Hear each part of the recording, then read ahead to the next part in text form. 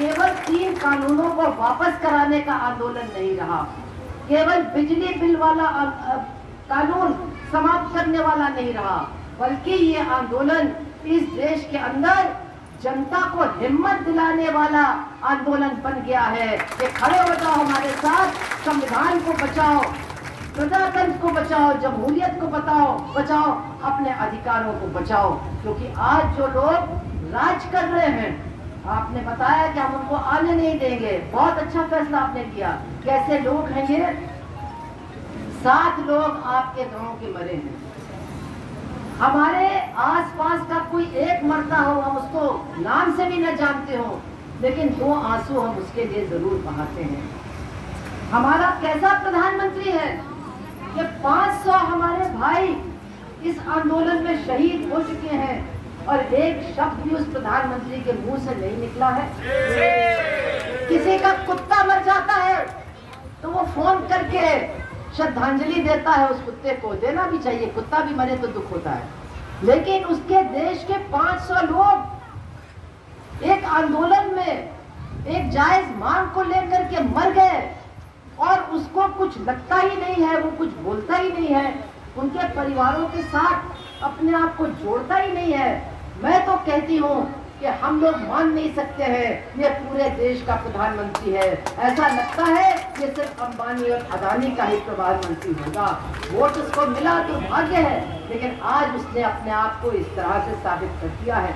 उसके पार्टी के लोग किसानों से क्या कहते हैं? तुम गद्दार हो, तुम देशद्रोही हो, तुम आतंकवादी हो, तुम खालिस्तानी हो। उसकी एक नई मंत्री महिला वो कहती तुम मवाली हो, तुम गुंडे हो। हम उनसे कहना चाहते हैं हम गुंडे हैं, मवाली हैं, देशद्रोही हैं, तो हमारा बनाया तुम खाते क्यों हो? तुम हमारा पैदा किया गया अनाज क्यों खाते हो?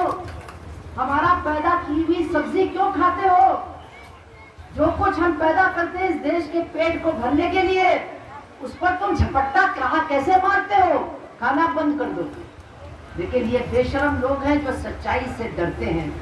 ये जानते हैं कि सच्चाई का बोलबाला जिस दिन हो गया इस देश में, उस दिन उनके झूठ का पर्दाफाश हो जाएगा और जनता इनका बुरिया बिस्तर बांध करके इनको रवाना कर देगी। इसीलिए ये सच्चाई को छुपाते हैं। अगर कोई पत्रकार सच्चाई लिखता है तो उसके ऊपर मुकदमा कर देते हैं।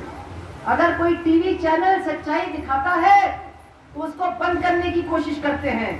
अभी कल के ही दिन एक बड़ा अखबार है दैनिक भास्कर, एक चैनल है, बहुत बड़ा नहीं है लेकिन सच्चाई का चैनल है उत्तर प्रदेश में, भारत चैनल, दोनों के खिलाफ उन्होंने इनकम टैक्स के लोगों को भेज दिया कि ये लोग इनकम टैक्स की चोरी कर रहे हैं, इनकी चोरी पकड़ो ताकि इनका सच बोलना हम बंद करते हैं। लेकिन सच्चाई को तुम कहां तक छुपाओगे? सच्चाई छुपाए नहीं छिपेगी। सबने देख लिया कि कोरोना में कितने मरे, सबने देख लिया कि कोरोना में कितने गंगा जी में बहाए गए, क्योंकि लोगों के पास जलाने के लिए लकड़ी के लिए पैसा नहीं था। ऐसा इतना कंगाल बना दिया है इस देश के लोगों को कि अपने मरने वालों को उन्होंने बालू में गाड़ने का काम किया, मेरे घर के बिल्कुल नजदीक, कानपुर के नजदीक, और पानी में ऐसे बहा दिया क्योंकि लकड़ी खरीदने के पास भी उनके पास पैसा नहीं रहा। इन अखबारों ने, इन चैनलों ने दिखाया कि जहां तुम कहते हो 1 मरा, वहां हम कहते हैं 5 मरे।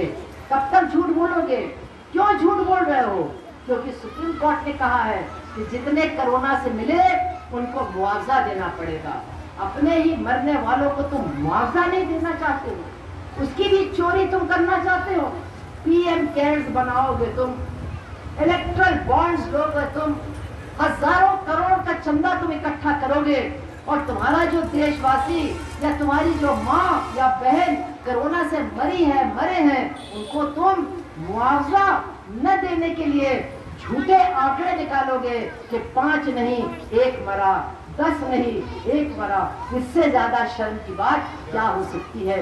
लेकिन सच्चाई सबने देख ली है। सच्चाई अब छिपेगी नहीं। कितना तुम छुपाओगे? अब तो अयोध्या से भी खबर आ रही है, सबने खुशी मनाई कि राम मंदिर बनने वाला है। लोगों ने चंदा दिया, हजारों करोड़ का चंदा दिया, लेकिन अब ये भी बात अयोध्या से आ रही है कि उस चंदे का घोटाला किया जा रहा है, जमीन को खरीदने में घोटाला किया जा रहा है। मैं आपको बताती हूँ, पूरी लंबी कहानी है, मैं छोटी सी बात बताती हूँ। आप सोच सकते हैं कि आपने इनको 5 बजे शाम को 2 करोड़ में प्लॉट बेचा, 5 बजे शाम को इन्होंने और हमने साक्ष्य में का साइन किया, और उसके 15 मिनट के बाद इन्होंने राम मंदिर न्यास को वही 2 करोड़ में जो जमीन खरीदी थी वो 18.5 करोड़ में बेची, और हम और ये फिर साक्ष्य हैं, हम साइन कर रहे हैं कि 2 करोड़ में जो 15 मिनट पहले लिया था वो 18.5 करोड़ में बेचा जा रहा है। क्या है ये खाने पीने का इंतजाम है, ये चंदे का घोटाला है।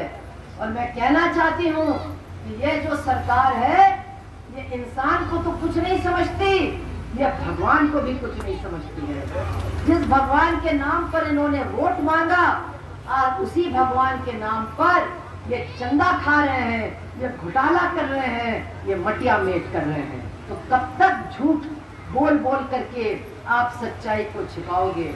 आज ये कहते हैं हमारे फायदे के लिए कानून बनाए हैं, तो हमें जवाब दें कि सरसों का तेल 1 साल में दूने दाम में क्यों बिक रहा है? सरसों का दाम तो तुमने नहीं बढ़ाया, राई का दाम नहीं बढ़ाया, लेकिन सरसों का तेल 1 साल में उसका दाम डबल हो गया। कैसे हो गया?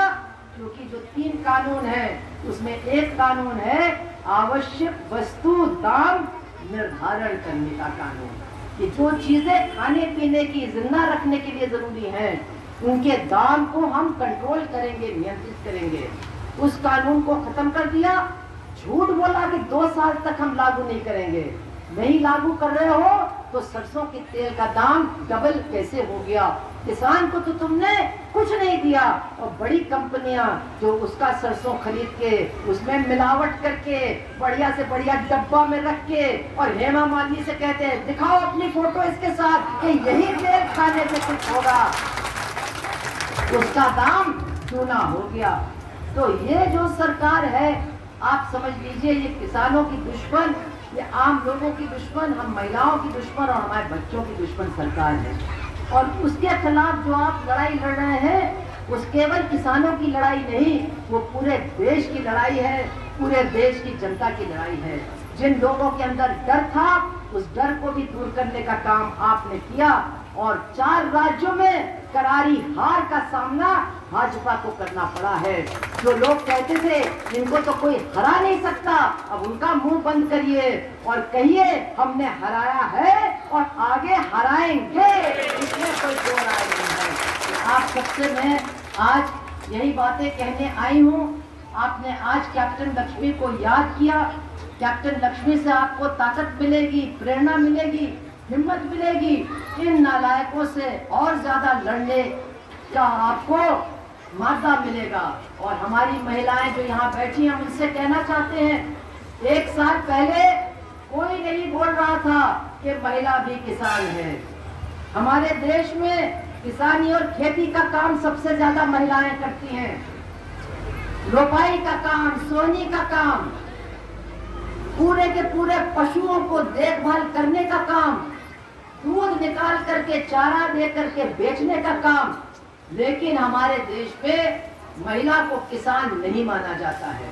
न किसान प्रमाण पत्र मिलता है, न किसान का लोन मिलता है, न किसान की सब्सिडी मिलती है, न जमीन में हिस्सा मिलता है।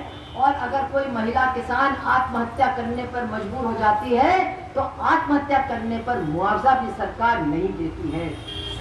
जब से आपने, हम लोग तो ये बातें बहुत पहले भी बोल रहे थे, मांग कर रहे थे, लेकिन जब से हजारों महिलाओं ने टोल पर बैठना, सिंगू पर बैठना, टिकरी पर बैठना, गाजीपुर पर बैठना शुरू कर दिया, तब से ये मांग किसान आंदोलन की मांग बन गई है कि महिला भी किसान है और उसका भी अधिकार उसको मिलना चाहिए। तो ये लड़ाई जब हम जीतेंगे तो महिलाओं की भी बहुत बड़ी जीत होगी, इस देश की बहुत बड़ी जीत होगी, और गांव-गांव की जो महिला है उसका सम्मान, उसका आदर और उसका सामाजिक स्तर ऊंचा होगा इस लड़ाई के कारण। इसे हमें भूलना नहीं चाहिए। इसलिए भाइयों और बहनों, आज आप लोग इतनी संख्या में इकट्ठा हुए, जब आपके आगे इतने बड़े बड़े प्रोग्राम हैं, परसों आपको श्रद्धांजलि सभा में भी जाना है, आपको भाजपा के नेता को भी रोकना है, आपको यहाँ पर दूसरे नेताओं का स्वागत भी करना है, आपको 26 तारीख को महिला किसान दिवस भी मनाना है। बहुत कार्यक्रम है और ये कार्यक्रम चलते रहेंगे। जब तक हम जीतते नहीं हैं तब तक हम थकेंगे भी नहीं, हम थकेंगे भी नहीं, हम पीछे मुड़ेंगे भी नहीं। इतना कह करके मैं अपनी बात को समाप्त करती हूँ। और आप इस साइकिल की बेटी होने का कैसा अनुभव कर रहे हैं? अरे छोड़िए, आप ये सब बेटी और बहनें होती हैं। जो ऐसे लोग होते हैं वो बहुत बड़े दिल के होते हैं। आपको मैं बताऊं, वो हमारी और हमारी बहन का भी इलाज नहीं करती थी। वो ये कहती थी कि इनका इलाज करने वाले भी बहुत सारे डॉक्टर हैं, इनका इलाज उन्हीं से करवाओ, मुझे गरीबों का इलाज करना है।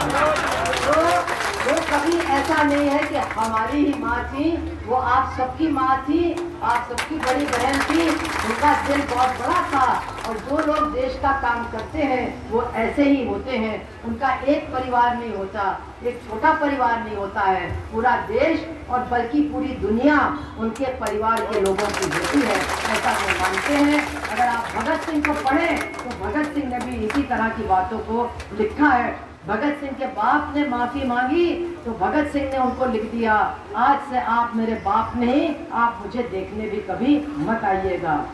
ये बात भगत सिंह ने अपने बाप को लिखी। 23 साल का लड़का, आप सोचिए, जब उन्होंने कहा अंग्रेजों से कि उसको माफ कर दो, वो बच्चा है, उनको जब पता चला, उन्होंने कहा अब हमारा और आपका रिश्ता खत्म, आप हमसे मिलने भी मत आइएगा क्योंकि आप हमारा मन छोटा करना चाहते हैं। तो जो देश के लिए मरने वाले और जीने वाले लोग होते हैं उनके लिए परिवार बहुत बड़ा होता है।